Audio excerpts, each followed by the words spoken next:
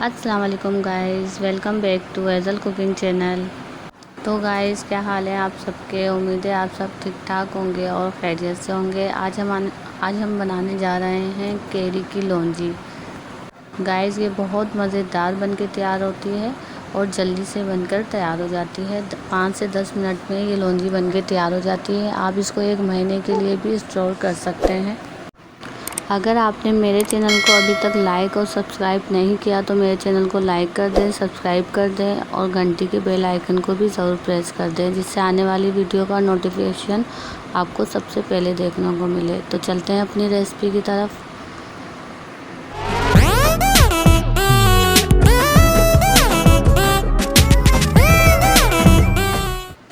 Guys یہ میرے پاس کیریاں ہیں جن کو میں نے چھوٹے سے سائز میں اس کو سمپل پانی میں تھوڑی سی ہلدی ڈال کے ابال لیا تھا اور اسی کے اندر میں نے نسوڑے بھی ڈال کے ابال لیے تھے تاکہ ہمیں لونجی بنانے میں آسانی ہو جائے۔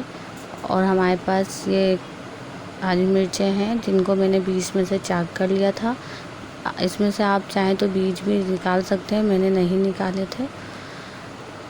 یہ میرے پاس 1 کپ آئل ہے، تقریباً 1 پاؤ جتنا سرسوں کا تیل ہے، اور یہ کچھ مسالے ہیں میرے پاس، جس کے اندر میرے پاس 1 چمچ سونف ہے، 1 چمچ کلونجی ہے، 1 چمچ زیرہ ہے، آدھا چمچ کٹی ہوئی مرچیں ہیں، آدھے سے کم چمچ میرے پاس ہلدی ہے، حسب ضرورت نمک ہے، کٹا ہوا سونف دھنیا ہے، کٹا ہوا دھنیا ہے، اور ہاف سے بھی کم میں نے کشمیری لال مرچ لی ہے تاکہ ہماری لونجی میں اچھا سا کلر آ جائے۔ اب ہم ایک پین لیں گے، اس میں سرسوں کا تیل آئل کریں گے، اس کو اچھی طرح سے ہم پکا لیں گے۔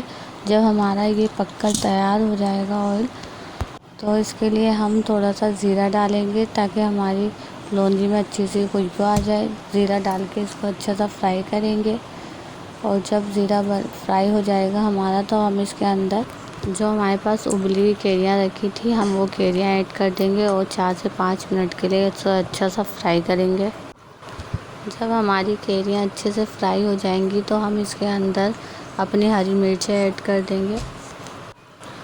گائز آپ چینل کو لائک اور سبسکرائب ضرور کر دیا کریں۔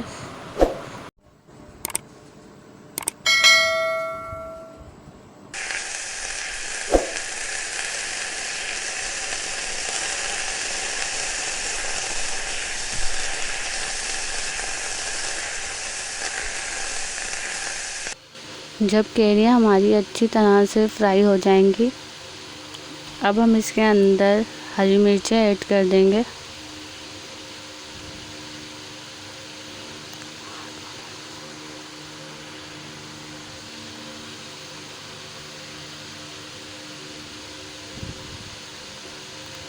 ہری مرچیں ہماری کچی ہیں تو ہم اس کو بھی اچھی طرح فرائی کر لیں گے اور ساتھ میں نسوڑے بھی ایڈ کر دیں گے۔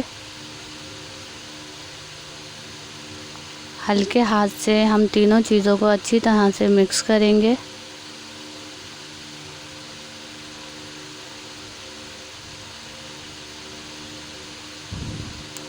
تو یہ اچھی طرح سے فرائی ہو چکی ہے۔ اب اس کے اندر ہمارے جو مسالے رکھے تھے اسپائسز وہ ڈال دیں گے۔ زیرہ ہم نے پہلے ایڈ کر دیا تھا اس کے اندر، اب جو بچے ہوئے مسالے ہیں ہم وہ ایڈ کر دیں گے۔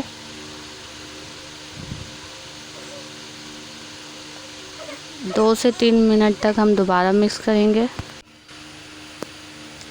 ہلکے ہاتھ سے ہم یہ سارے مسالوں کو اچھی طرح سے مکس کر لیں گے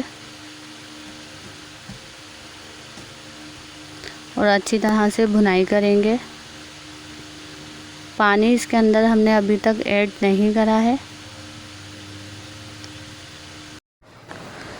جب یہ اچھی طرح سے مکسنگ ہو جائے تو ہم اس کے اندر 2 سے 3 چمچ چینی کے ایڈ کر دیں گے تاکہ اس سے اچھا سا فلیور آ جائے، اور جو کیری میں کھٹا پن ہوتا ہے وہ بھی دور ہو جائے گا۔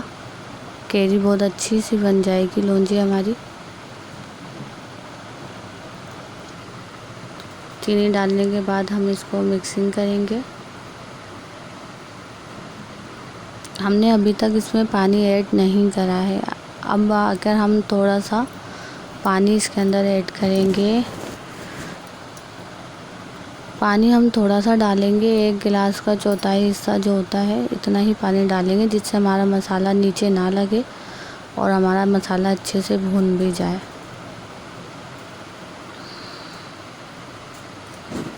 یہ دیکھیں اچھی طرح سے ہمارا مسالہ بھن چکا ہے۔